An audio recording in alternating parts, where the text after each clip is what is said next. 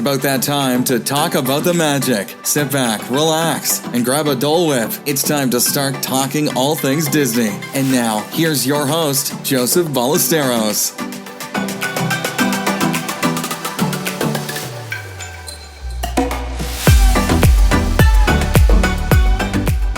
What is going on, Magic Cheers? Welcome to Talk About the Magic. Thank you so much for taking the time out to download this episode. I'm so excited you're joining us today. If it's your first time here, let me give you a brief explanation of what we do. We talk about Disney. It's pretty simple, right? It's pretty out there, pretty obvious. But what we do, of course, is talk about Disney vacation tips, rumors, and pretty much anything else that has to do with the parks and kind of in Disney in general, actually. And my name is Joseph. I'm the host of TalkAboutTheMagic.com.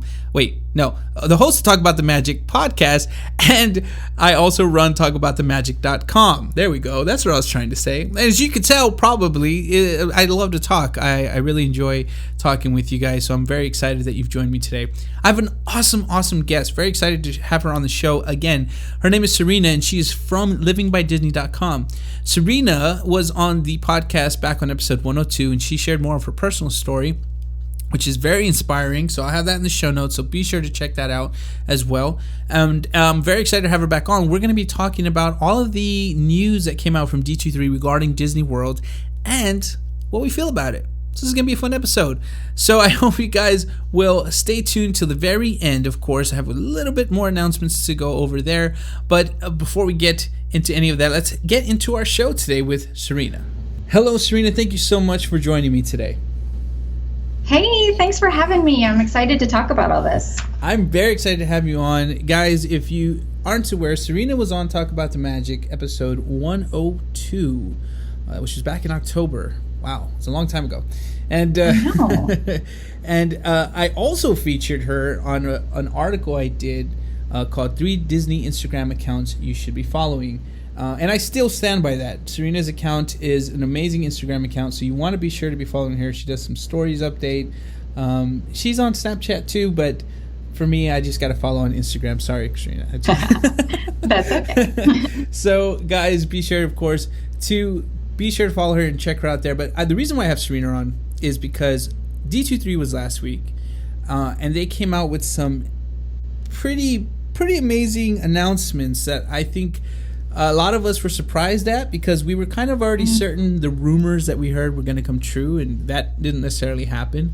But then we also got a lot of stuff that we didn't know was going to happen, and all of a sudden Disney was announcing. So, Serena, you just did an article about this, so let's go kind of looking into this as far as some of the things. What are some of the things that kind of stuck out to you? Well, I was surprised at how many announcements there were. There was like 11 big new things coming for Walt Disney World just in of itself, and it surprised me because we've been hearing all these rumors, and of course until it's confirmed you kind of don't put much stock into it, but you think, well, not all of these are going to happen. If all of these happen, then this is, this is crazy, and pretty much most of them did, and even some that, like you said, that we didn't know about. So it was pretty exciting to hear all of the new changes, especially some of the ones that I hadn't heard about, because I was really excited to hear what they had in mind for some of the parks that I didn't even know they were planning on working on. Yeah, for sure. I was very surprised. I, of course, don't live there, so to me all of these things mean they're very important, because you don't know the next time you're going to go to Disney. And you don't, you never know when Disney's going to just be like, okay, this is gone. And of course they did that on a couple of rides. But for us who aren't there, it's a big deal, because we want to make sure that when we do plan our trip, we are planning it in the best time. We don't want to go, obviously, when it's just everything under construction and everything, closed or whatever. So you who you actually live there and next to Disney there. So for you, I want to know, like, how does it feel for you? Like, do you feel like, okay, like for instance, on the ride closures that they announced, do you want to head over there right away, get on all those rides again? Are you excited? Like, for me and for a lot of people who don't live there, I think a lot of us are very torn, because we're like, oh my gosh, the last time I was on that ride was 2 years ago, and now I'll never ride it again. But for somebody who's there, who does have access consistently with it, do you feel like, okay, you know what, I'm fine with this being gone, or does it still kind of feel like, oh, I'm sad that this is going away? I think I'm fine with it. I mean, I know I'll be able to ride it one more time. I definitely made a note of the 2 rides that they're closing, and I'm like, okay, I need to go ride those one more time just to like make my peace with them. But no, most of the time I love the new things. I think change is good, and they're always going to be changing and adding new things, and it's what makes going repeatedly, still as much fun. So I like the changes. The only change that they've had since I moved here that I thought I was going to have a hard time with was Wishes, because Wishes was just personally like a show that I really, really loved. But other than that, they've not really taken anything that I was like especially attached to. Yeah, I'm still attached to Wishes, so I don't know. I don't know how that's gonna be when I get back there and see Happily Ever After. I think I'll be like, "You're not Wishes, stop." I know. Fortunately, it's really good, but so yeah. I've heard. But yeah, yes. we have 2 rides closing. So both Great Movie Ride and Ellen's Energy Adventure will be closing, and closing quick. Yes, I think that's what always upsets me about Disney. They don't give you time. They're like, "Oh, we're closing like in 2 weeks, so good luck." Yeah. Yeah, they don't. I was kind of surprised, especially for Great Movie Ride. They announced that they were going to close out on August 13th, I think was the final day. And Hollywood Studios obviously is the biggest changes happening in that park. And there's so much construction. So many things did shut down in preparation for Toy Story Land, Star Wars Land. And I thought, oh, you're taking away something else? Like, I don't know that I would have done that right now, given the fact that, it already feels a little empty. But I'm sure that, they had their reasons for choosing the timing. But And I'm nervous because Muppets it's seeming like that might be a next one to go soon. They took down the sign, they took down the balloon for the 3D attraction there at Hollywood, and I don't know. I'm scared that they're gonna just say, "Oh, by the way, we're closing Muppets as well." That ride isn't very. I don't think they will. You don't think so? I don't think so. I think that someone said that they were going to be expanding that courtyard area just so that it extended. There's like this little buffer of space between Muppets and what will be Star Wars Land, and I think that You know what? And that the other they thing needed to fill that. Yeah, the other thing I didn't think about. You're right. They just changed Pizza Planet to Pizzeria, so it'd be not to say that they can't change it again, but it'd be. I mean, I don't know. Muppets isn't the most exciting attraction, but it again is nostalgia for me. I'd be very sad to see it go. Yeah, there's a huge fan base for Muppets, and they have the Muppet, history show at Magic Kingdom, and they have the little writing science lab in Epcot. So I feel like they're kind of, already rooted in to the Muppets. I don't see them really leaving, taking that away. For sure. Now, I did kind of jump ahead, so I apologize. But let's go ahead. What were the 11 big announcements? Let's run through those for everyone who didn't get to see the panels or read the news yet. Right. Well, so we already knew Toy Story Land was coming, but we got an official opening time, which is summer of 2018. So next summer, we know they will be opening, and there'll be 2 new rides. So we'll have the Slinky Dog Dash, which is like a new family-friendly roller coaster, and then there's a alien saucer thing that's kind of like a teacup sort of style ride. So you'll have 2 new rides there and a new restaurant, and then of course you'll still have Toy Story Midway Mania there. So it'll be 3 rides altogether in Toy Story Land.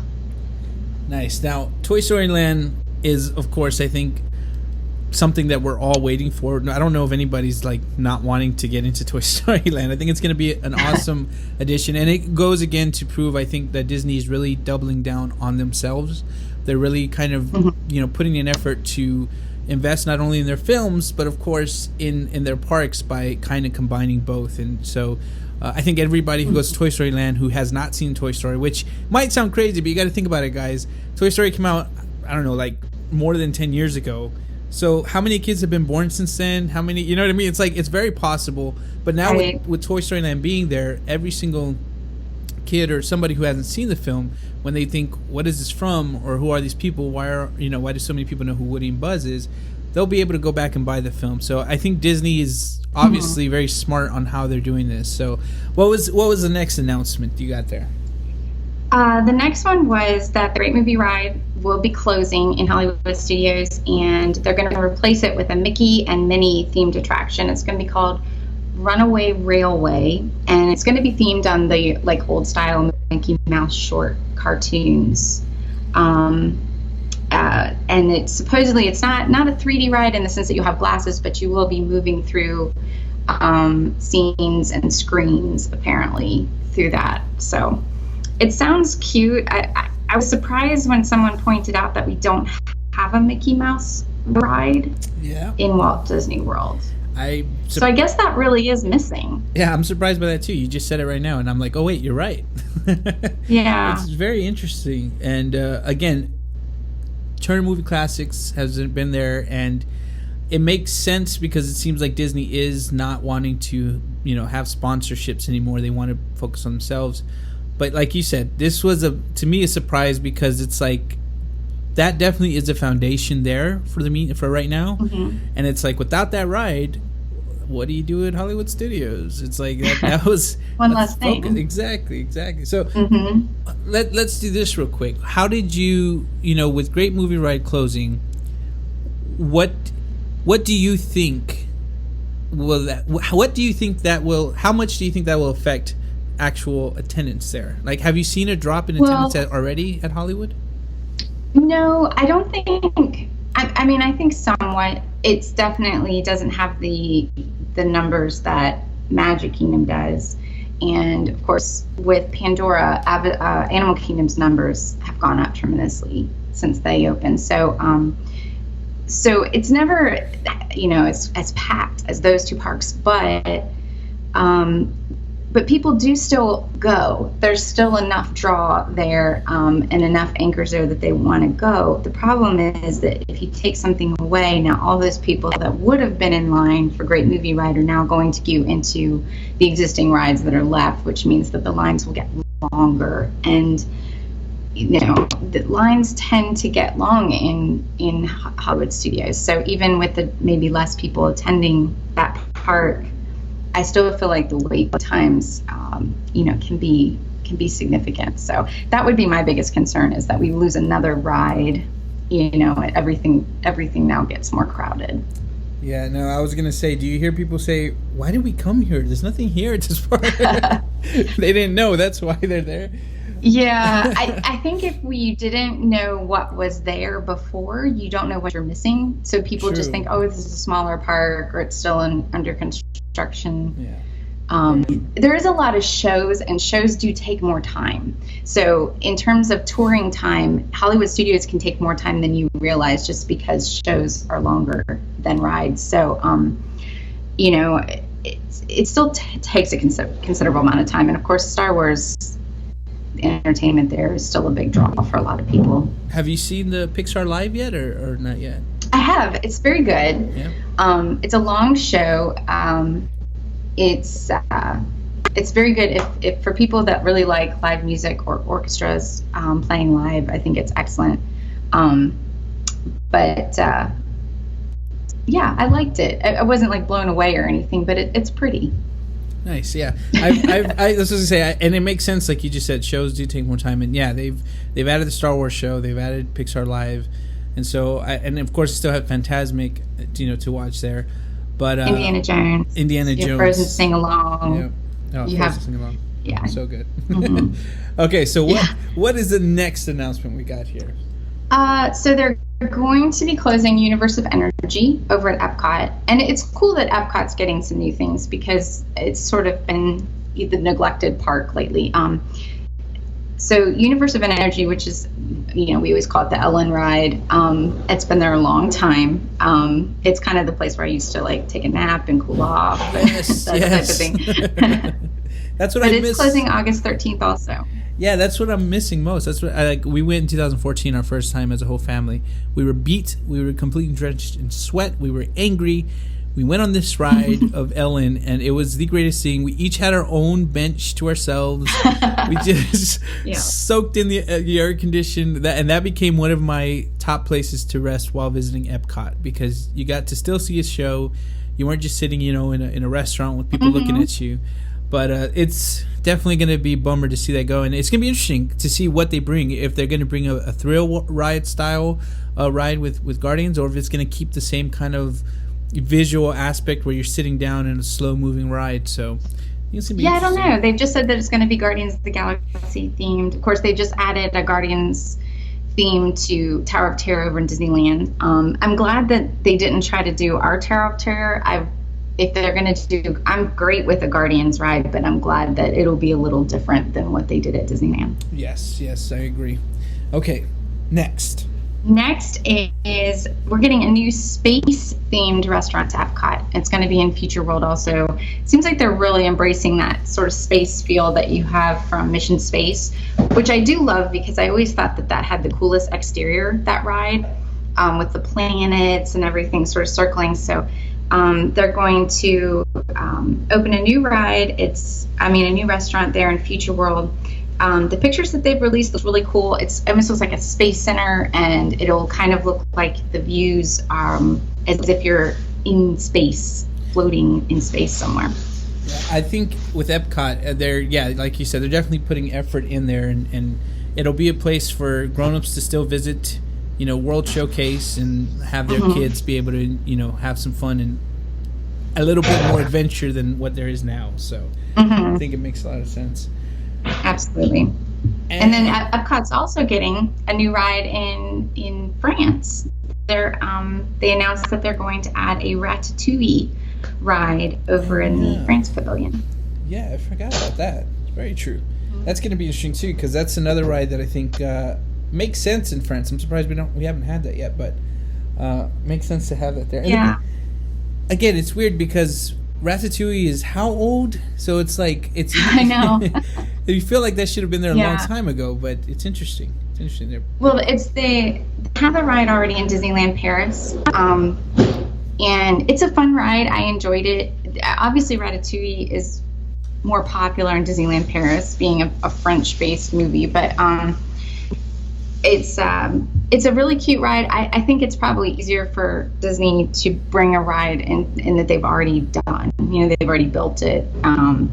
So maybe it was just a convenience thing that maybe it was easier for them to bring it there. But I think it'll be a fun. It was a really fun ride and something that I think would appeal to a little bit younger crowd, which maybe you could use over in World Showcase. Interesting. Okay. Next one. Next one. Let's see. Hold on. I lost my notes here. Okay. So I think that's it for Epcot. And then moving on to Magic Kingdom. This one, I had heard this rumor and I truly thought it was not true at all, and I was completely wrong. We're getting a Tron ride that they're going to add over in Tomorrowland.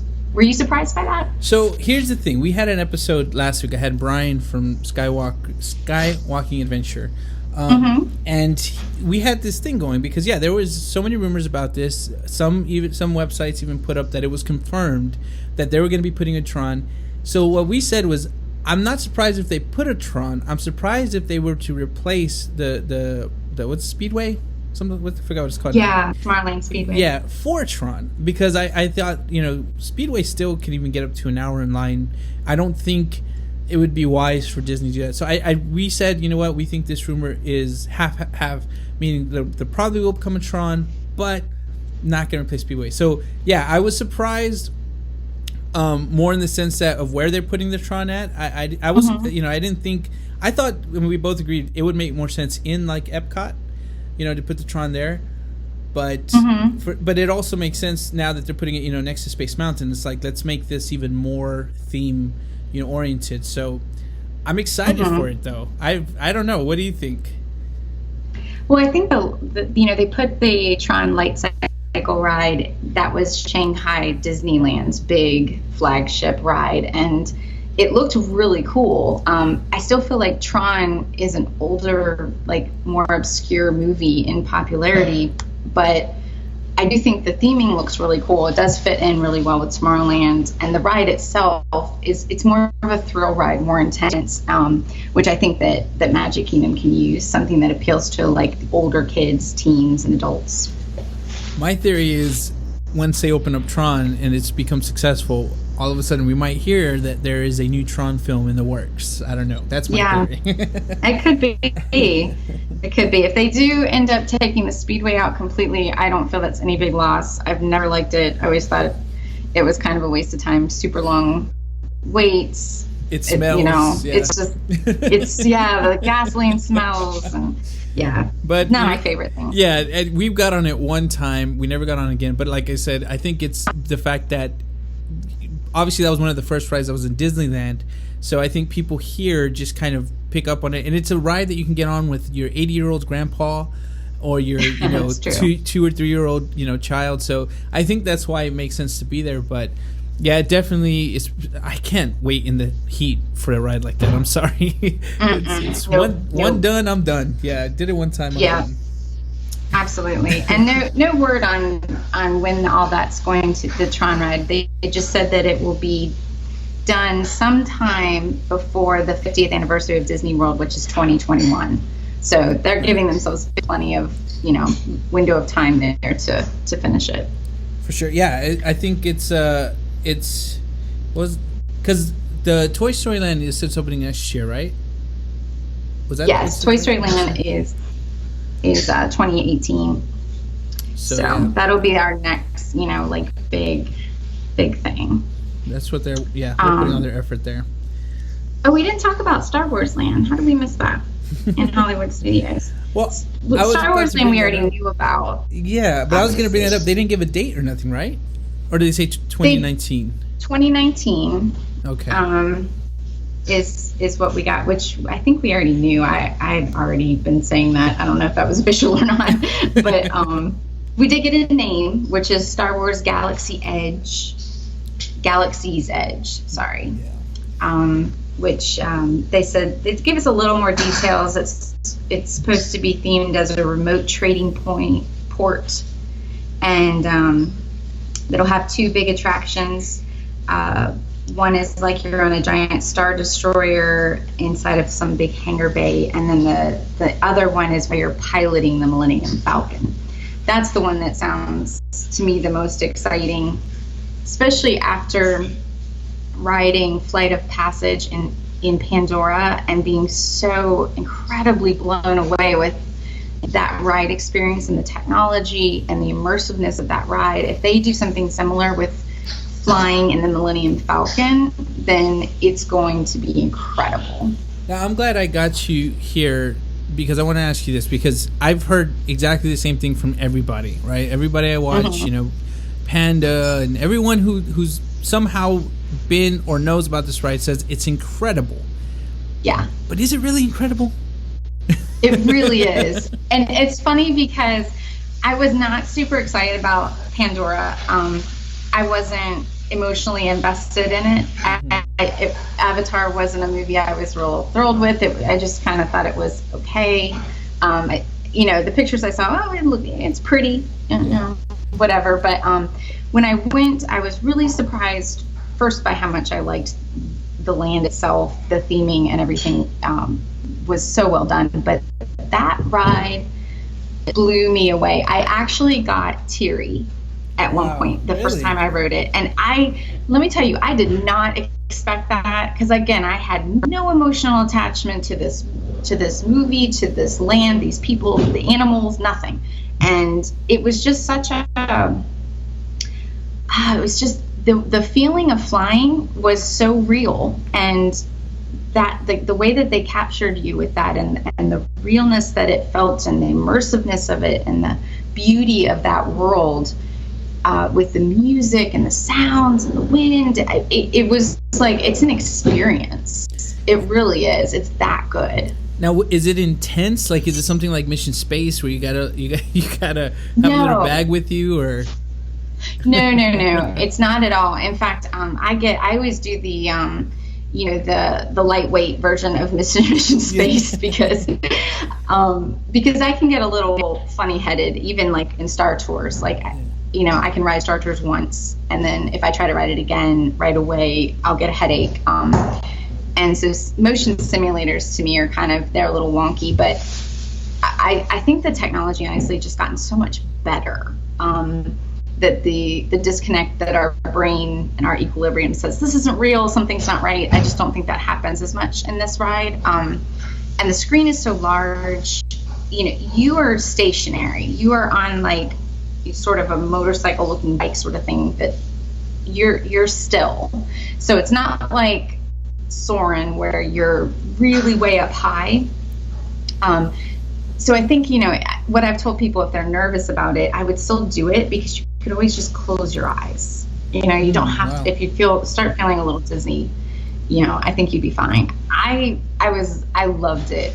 Absolutely obsessed with that ride. In fact, even with the long waits, 2-3 hours, I've actually told people just wait, just do it. Like, and I never say that because normally anything over 20 minutes, I'm like, forget it. But, I actually think it's worth it. Wow.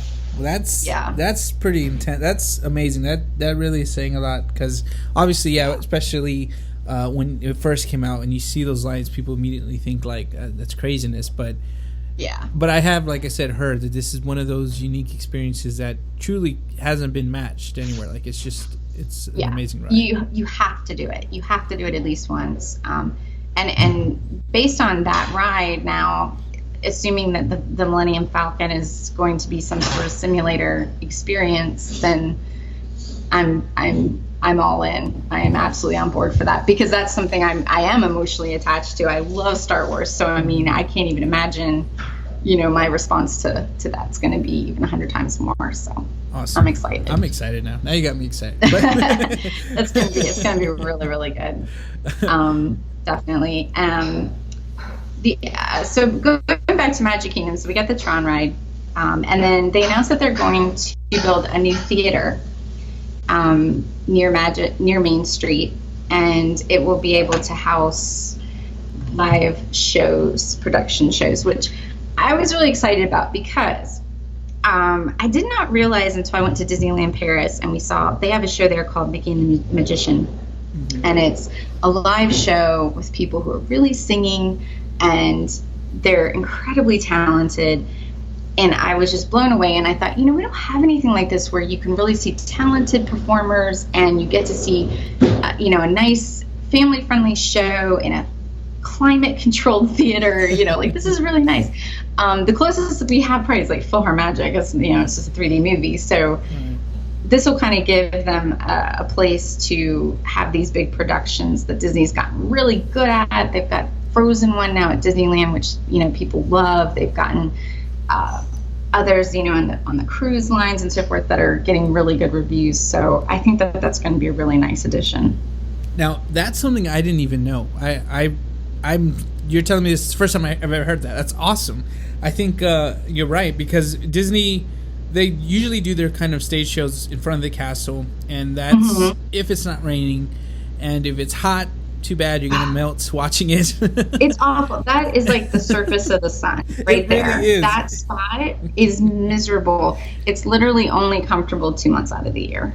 It really is. It's very, very hot. But you're there. So the fact that they're doing something like this, I didn't know that. That's really exciting. That's definitely going to give, because that's the thing with Disney. A lot of people when I talk to them or they're asking me about Disney, what's it like, whatever, their biggest fear always ends up being, what can I do though if I don't like, fill in the blank? What can I do if I don't like rides, or what can I do if I don't like shows? Right? And Disney, I think, has just done a really phenomenal job of keeping a very balanced park.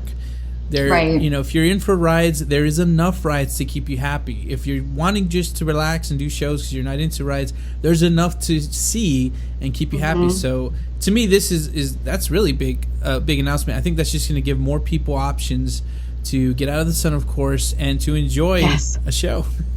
Yeah, and it also gives the performers a lot more to sink their teeth into, because we already attract a really high caliber performer as cast members here in Orlando, but it's one thing to perform on an outdoor stage amphitheater at Beauty and the Beast, or like you said, on the Castle Show at Magic Kingdom, but now they get an actual theater. So you've got lighting, you've got sound, you've got all of those effects that they can do. The show that we saw in Disneyland Paris, they did the whole transformation of Elsa's dress, and it was amazing. It was like it was so cool, and that's just something that you could never pull off outdoors. So they can add a lot more to the experience of the show, and that'll just attract higher quality performers who are willing to come here because they can actually sing and dance and do all that they can do. So I think that's going to be really, really cool. I agree. That's totally awesome. I like I said, I didn't know that, so I'm excited for that.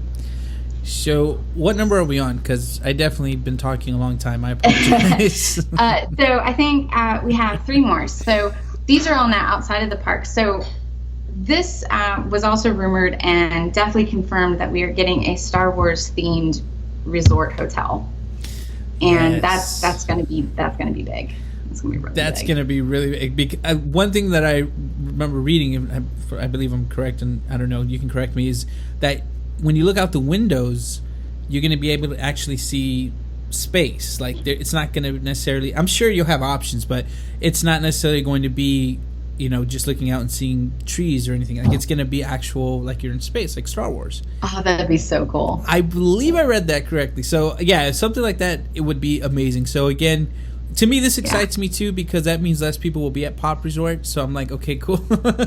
Yeah. Hopefully they'll be there. But I'm very excited. I'm sure it's going to be expensive, but Disney's calling it their Disney 360 vacation concept, and they're trying to really make it so that the second you arrive, you never leave the story.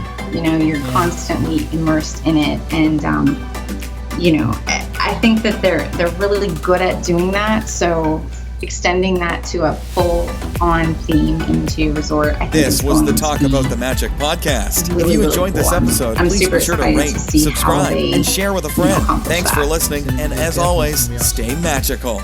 Okay. And then the other thing is transportation. So obviously, all of these additions are going to bring more people to the parks, and we've already had a steady increase in attendance at Walt Disney World every year. So I think crowd control is always a factor, especially with the Star Wars editions, because you're going to be bringing in now an entirely new audience that maybe isn't even a Disney fan, but they're a Star Wars fan. Mm-hmm. So, I personally feel a little concerned about the crowds and how all that's going to go. So they're adding in new transportation options. One is the Disney Skyliner, they're calling it, which is basically that gondola system that we've been hearing rumors about. How are you feeling about that? I hate those kind of things. I'm excited for it, but it terrifies me. I don't get how people are like, I'm like, you're on a wire. You're being held by a wire. I know, it does look a little freaky. I'm interested to see how they do it, but I do appreciate the fact that it's something that they can build that doesn't affect the traffic, it doesn't affect the roads, and it can hold a good amount of people, and they can directly connect. So the idea is that they're going to connect Disney's Art of Animation Resort, Pop Century, Caribbean Beach, and the new DVC resort that is still the last one we haven't talked about, but that will be all connected to Hollywood Studios and Epcot. So that means that if you stay at any of those resorts now, you get a lot quicker access to 2 out of 4 parks. Awesome. Yeah, you won't see me on there, but that's really cool. It's great for other people. I'm interested to see how it plays out, and if it helps crowd control and helps people get where they need to go, I'm all for it. And the other thing they're doing with transportation is what they're calling minivans, which is basically cars that they're licensing. Yeah, which is interesting. Apparently they're using Lyft. Oh, really? Yeah, that's what I've been told. Well, Kenny the Pirate and he put out an article today on it. That was the first I'd heard of it. I assume that they verified it, but that's the only person I've heard that said that. But that they partnered with Lyft, and that you'll actually use the Lyft app to book it. Now, stuff like that interests me. Like, this has nothing to necessarily do with Disney, but as, somebody who likes to, or not likes to, who plans to one day start investing in companies and stuff. I think that's always interesting to pay attention to stuff like that, because, like Uber and Lyft have been in, against each other since it came out, as soon as they started getting rivaled. I always find it interesting when companies kind of pick a side, because to me that kind of gives you an idea of not only as far as what the company stands for, all that kind of stuff, but also the fact that apparently Lyft, for example, like if this is true, Lyft apparently did enough to convince Disney that they're worthy of being used rather than somebody like Uber.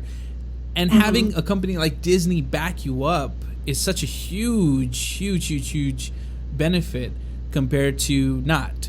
So I would definitely, if you're into stuff like that, I would definitely keep those kind of, things to understand what's happening, because that to me speaks volumes. Like when they partnered with Apple and started accepting Apple Pay at their resorts and stuff like that. Like that's a big deal, because it's not like Apple Pay was the first. You had actually Samsung who was able to do that before even Apple Pay. But the fact that Disney said, yeah, we know, but we're going to go ahead and go with Apple, I think is huge. But I'm sorry. Yeah, this became interesting to hear.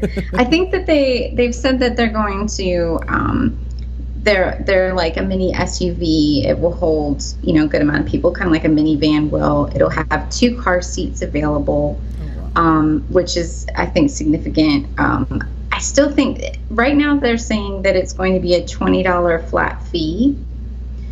I don't know what it'll charge per mile after that.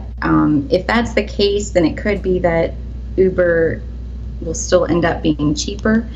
But then again, if you need the 2 car seats, that's an upcharge. If you need more than 5 people in the car, that's an upcharge. So it could be that if that's the situation that you need, you have a large family, you got little kids and all that, then it could be that it ends up being comparably priced. And Lyft will look cool because it's Minnie Mouse decorated. Right. Uber's not. Yes. So. And you'll be driven by cast members. So there's, maybe a it keeps that magic going. Thing. Yeah. More of a security thing there with people who maybe have never used an Uber or Lyft and maybe would feel uncomfortable with that. I definitely would feel that way. I've never used them, so I think that's a good angle as well. Yeah. And then the last thing is that they're going to have a new DVC resort. It's going to be near Caribbean Beach. There's been a lot of construction over there. And so that apparently is what it is. It's called Disney Riviera Resort, and it'll be exclusively a DVC property. And apparently they're still growing, so they have a brand new hotel there. Now, I personally don't know a ton about DVC, so I think that's a whole nother show we could definitely talk about. Because I know a lot of people are always interested in that, how the points work, is it worth it, what's the difference between that and just booking a normal resort. So that definitely would be one that we're going to have to do a whole show on, for sure. Yeah. So, a lot of changes. Yeah, out of all of these changes, which one do you feel like you're most excited for? I think that I'm most excited for the Star Wars stuff. The resort, I think, is probably the thing that will be most new. Disney's never really done a fully themed resort like that.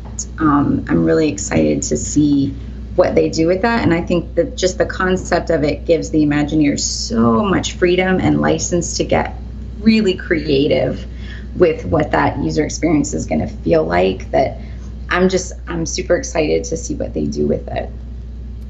Nice. Now for me, I think, I still have to go to Pandora and stuff, so I'm way behind, but I would say for me, I'd most excited probably for the Mickey and Minnie Runaway Railroad, or whatever it's called. For the Great Movie Ride being replaced.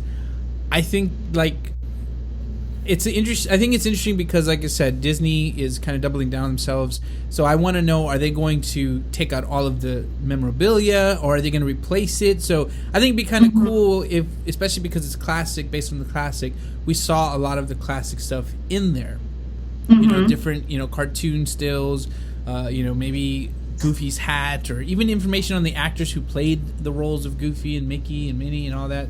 So yeah, that'd be cool. I'm excited for that, to see how that's going to be, especially with this whole new 2.5D that they got going there. So that's going to be really interesting. But so to me, D23 every 2 years, it's always. What's funny is I think this one was really, really packed with, especially stuff with the parks. Usually, at least like 2 years ago, I felt it was more focused. I mean, they did talk about Star Wars and Toy Story a little bit, but it was more focused, I think, on the films and everything coming up. Yeah. So this one, Marvel and everything. Yeah. So this time, I did feel like it was a lot more. And honestly, we just went over Disney World. Like, there's still Disneyland and everything like that, and the cruises, and so they did a lot of announcements there. So why don't you tell everyone listening, all the Magic Shares listening, where they can find out more about Serena? LivingByDisney.com is where you can find me. I've got links to everything else I do there, but that's kind of my home. And if anybody wants to contact me or anything, that's where to go. And I got to say, guys, if you haven't heard, I'm not just because it's the episode because it's my podcast, but if you guys haven't heard the episode I had with Serena, episode 1 and 2, like I said, you guys got to check it out. She has an incredible story. And again, I get excited because, again, it's being able to talk to people like you who've had kind of an idea in their head and said, you know what, I want to see it through and go for it. And now you are there, you're living there.